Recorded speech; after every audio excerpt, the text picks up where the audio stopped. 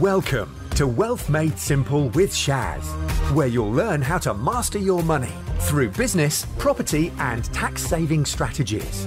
Your host has collectively helped his clients make tens of millions of pounds in additional profits through these strategic approaches to business.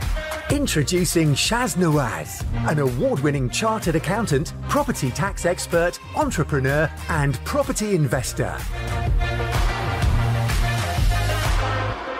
On this week's show, we're going to talk about exit strategies, exit planning, and why you need to do exit planning. I mean, first of all, what is exit planning? That's your turn to speak. Okay. Quite simply, it's thinking about how do I want to move away from what I'm doing right now. So you think about, okay, there's a time either I'll retire, I'll pursue other interests, I'll emigrate, I'll do something else, but I'll move on, and I'll use the word loosely. I'll move on from the profession, the vocation, from the business that I'm running. So he's saying, how do I now pass this on to the next generation? How do I sell it on to somebody else? How do I shut it down?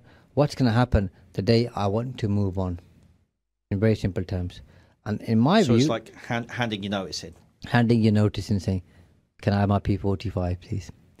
And what's really important is that why people should think about this is because most people don't. And because most people don't think about it, they just think, I'm going to do this forever type of thing until the day I retire. It's just how, not everybody, a lot of people think like that.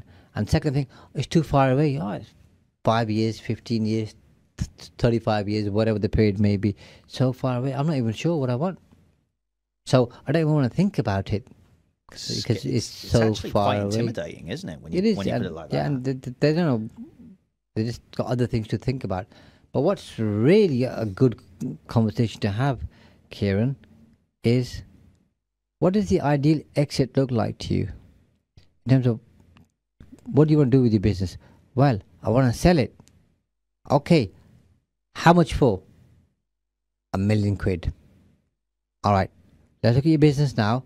See how much it's worth.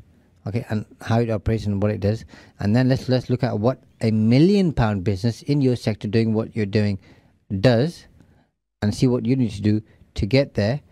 And then even better, now let's look at what not your particular business but your type of business doing, adding other things. We've talked about diversification before. It becomes more sophisticated, and then see what it's worth. And now let's make it even better. Okay, you're doing all those things there. Let's see if we can add a few more bits to make it even more valuable, or you have to do less work to get it to the same value. So does your business depend on you?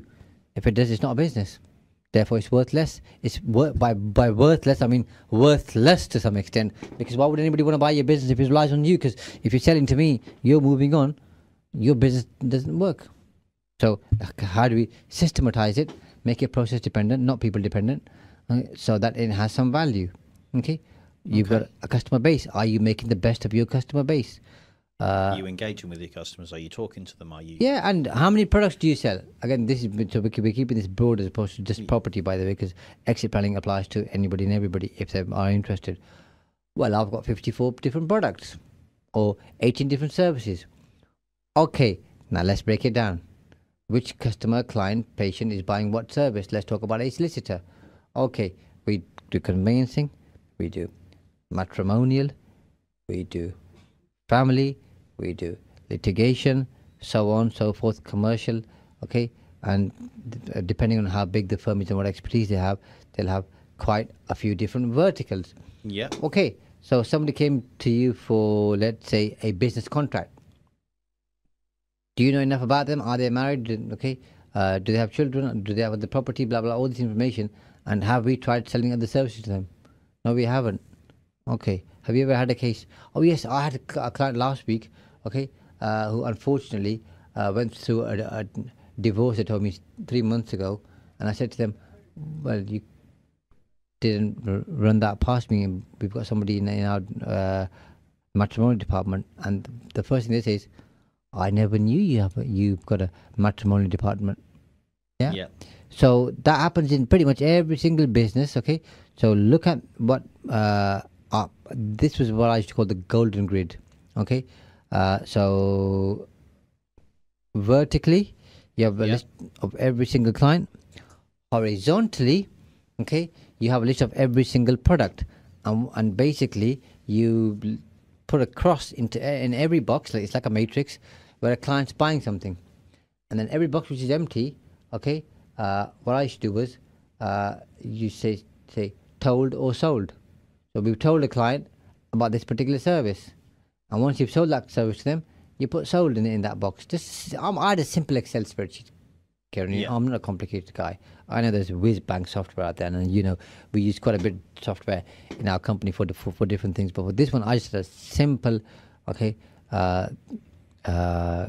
matrix, a spreadsheet, and then you proactively tell clients, okay, or customers or patients, call them what you like, depending on your type of business, about all the different services you offer. And when it's relevant, you can also say, is now that we offer this, then it might not be right for you. Do you have anybody who may need this service? And they might know somebody who's going through a divorce. To look at the earlier example, I've got somebody who things aren't quite working out. They might need a bit of advice because it's getting to that point now where they may separate. Well, thank you very much. Be happy to talk to them. Let me introduce you to one of my colleagues who specialize in matrimonial. Not difficult, is it?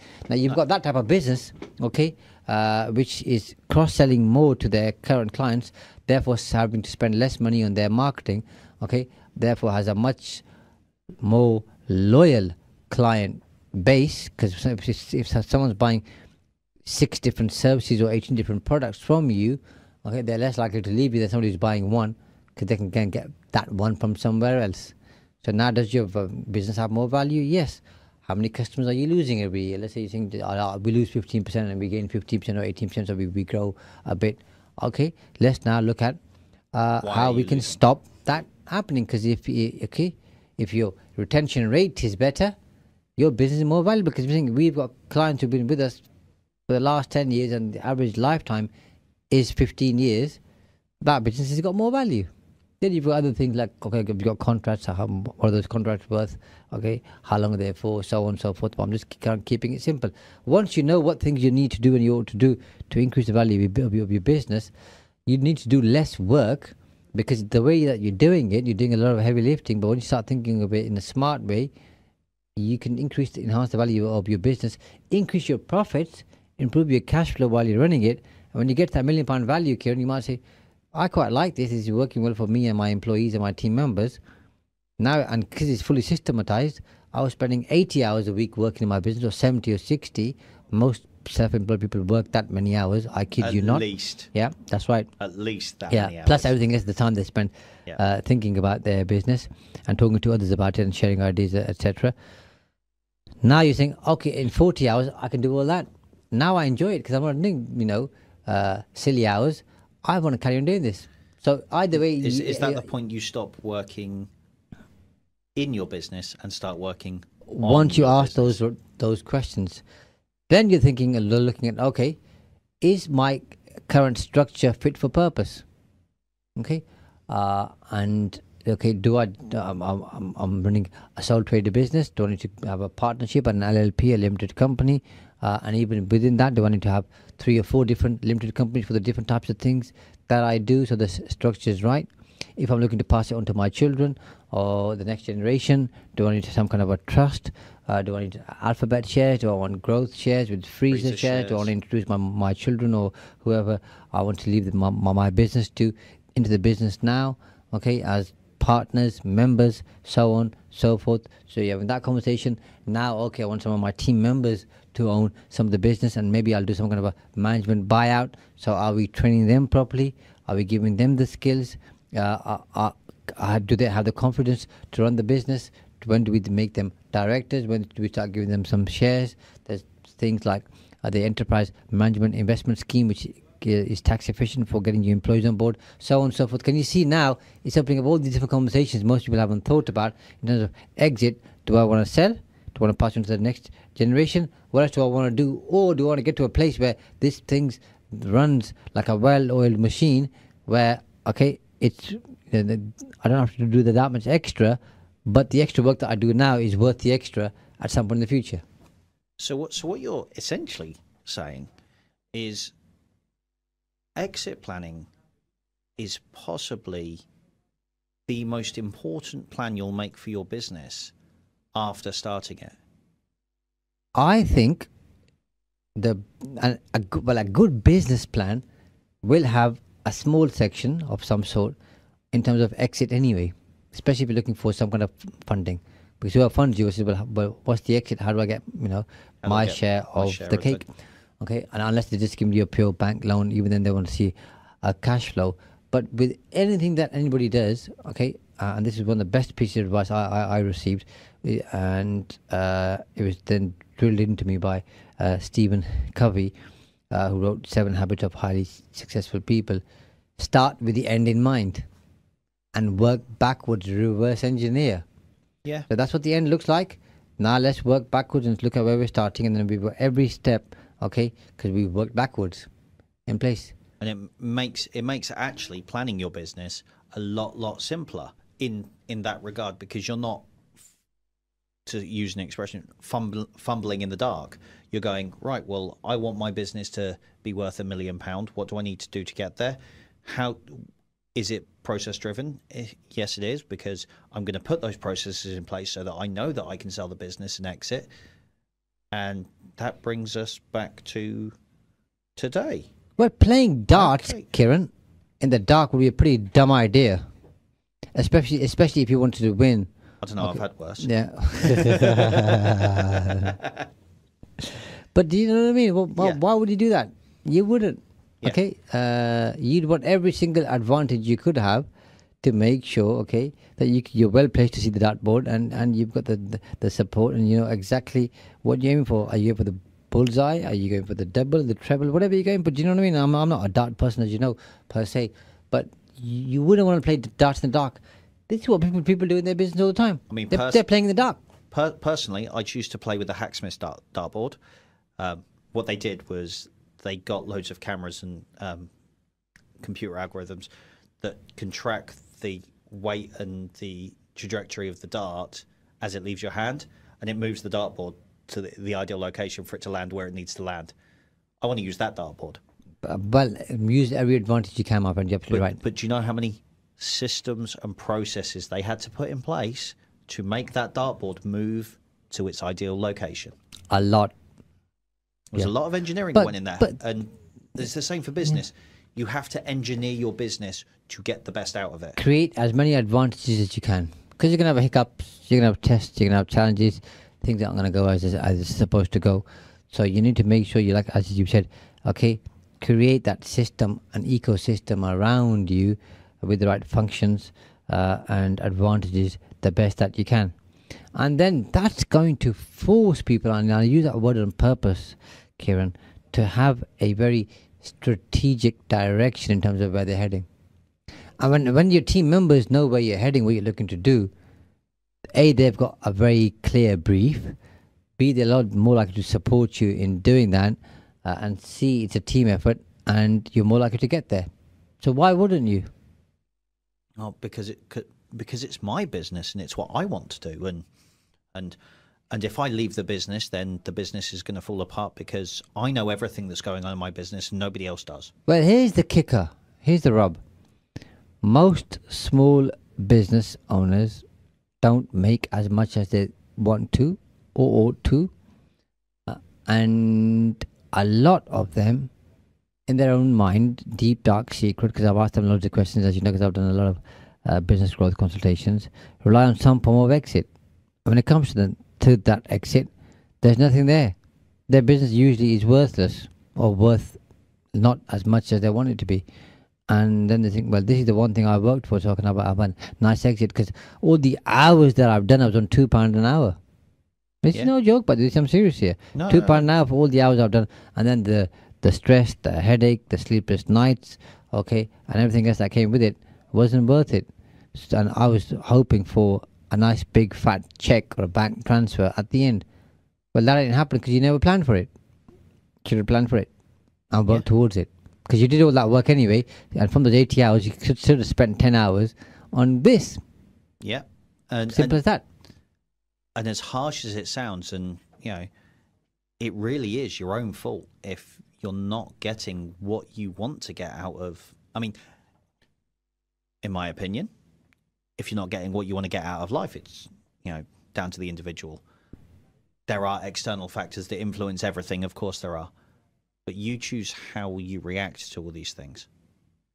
And it's the same in business. You choose how you react to, oh, this person's gone off sick, or this hasn't gone quite right, or this hasn't happened, or that has happened, and that's just fantastic. When you find something that's working really, really well, do you capitalize on it, or do you, for lack of a better terminology, ignore it and continue on with your plan regardless, because this is what we're doing, I've got to work these 80 hours, I've got to do this, oh, that's working really, really well, fantastic. Anyway, wait, no, if that was the opposite end of the spectrum, this is what I'm doing, that's working really badly, that's going to cripple me, okay, we cut that out, let's stop that right now, okay, moving on, this is what I'm doing, people have got no problem cutting stuff out that's not working. Yet a lot of people, in my experience, don't capitalize on what is working. They focus solely on their one aspect and they forget the bigger picture. That's because they don't have the metrics, and that's again another important one, which is going to help you maximize the worth value of your business and have a decent exit. Is saying, okay, let's measure all those numbers that are important. And again, that could be an episode for another day, by the way, in terms of what numbers to track. But then you do that, then you think, okay, how do I absolutely maximize the value of my business? What are the things that are going to do that? How do I minimize the risk and reduce it and hopefully eliminate parts of it? Okay, what things do I want to achieve personally that are important to me? What financial goals are important to my business? What financial goals are important to me and my team members? And look at those. How do we strategically get to the end goal that we've set in the leanest, quickest, best way possible? And remember, having an exit strategy doesn't mean you have to exit at that time. I mean, you have the choice at that time. Do I want to carry on because I'm really enjoying this and take it to another level, or it's working really well and I want to keep it here, or now I want to sell it or pass it to the next generation? I was just about to ask you, what happens if I change my mind, Shaz?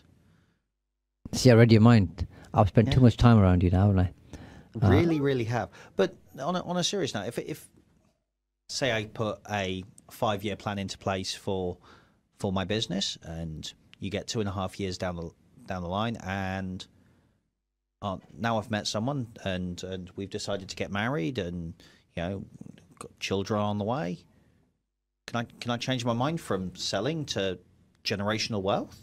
Of course you can, absolutely. But you've got that choice, and that's the beauty. And the really important thing in all of this, Kieran, isn't really to some extent the exit value. It is, but it isn't the main thing. It's what you become on that journey. Yeah. Asking those questions, addressing those challenges. Is our pricing strategy right? Are we cross-selling enough? Are we upselling enough? Where's all of our leads coming from? What marketing strategies and streams are we using? Is our funnel right? What are we doing in terms of sales? Is our proposition right? Okay, is our conversion rates right? What other steps are included in here? Okay, is our gross profit margin right? If not, how do we improve that? Okay, and make it better? How do our operations work? How do we improve our customer service? How do we train our team, okay, to become better at what they do? How do we improve our financing, funding?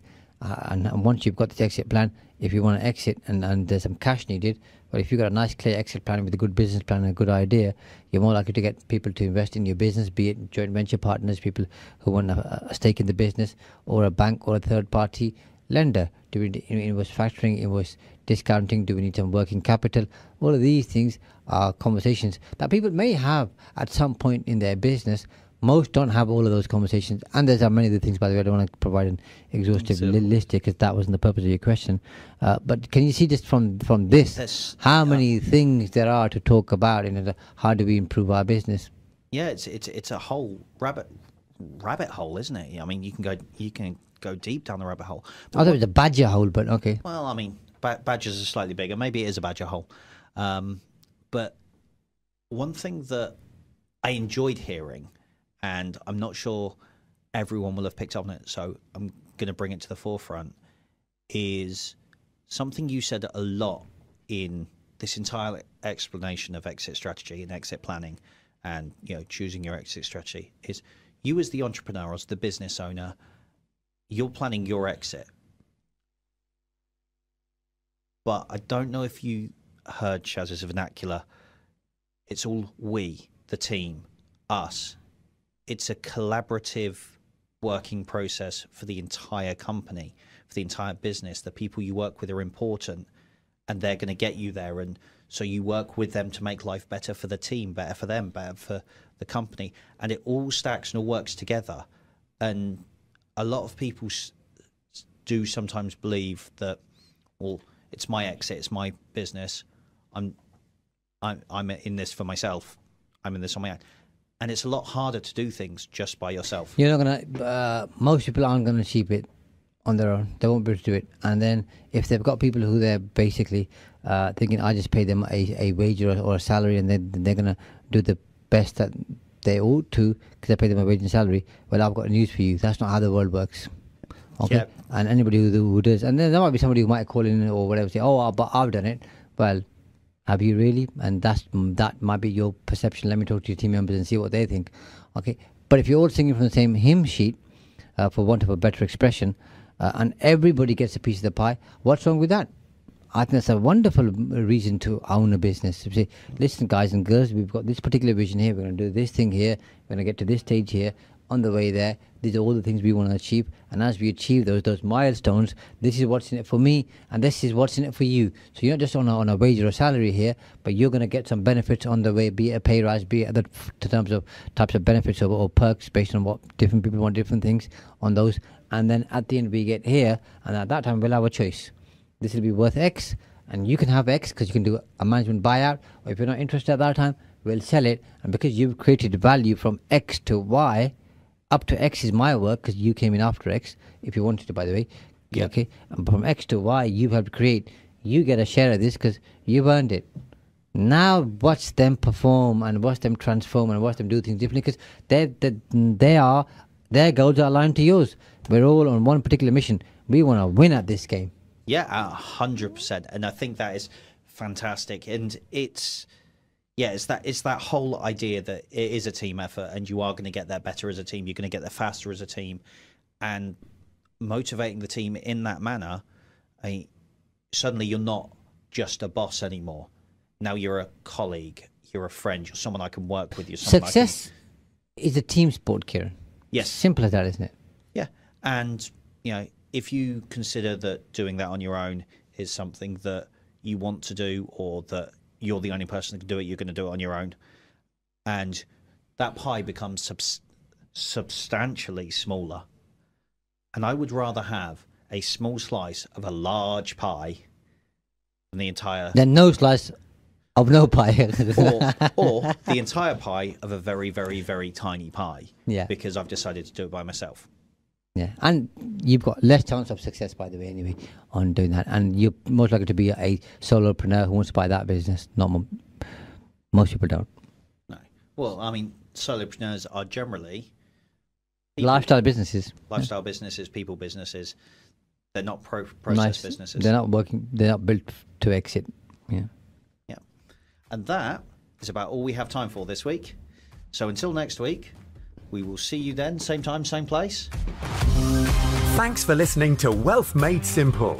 You can follow and contact Shaz on the Facebook pages Entrust Property Tax and The Profits Wizard. You can also find Shaz on LinkedIn, YouTube and Instagram. Alternatively, email him at shaz@aa-accountants.co.uk. Build your wealth by mastering money.